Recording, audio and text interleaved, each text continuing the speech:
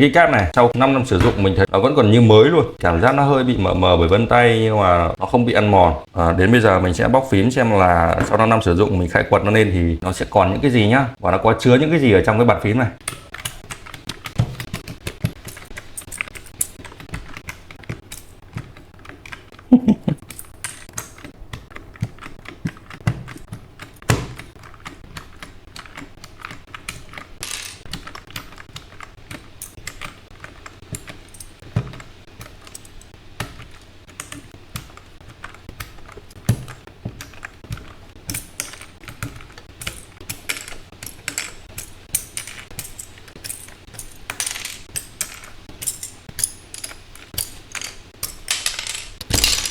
Thì đây là những gì còn tồn tại sau cái lớp trầm tích đầu tiên. Mèo nó để lại di chứng trên cái bàn phím này cũng hơi nhiều.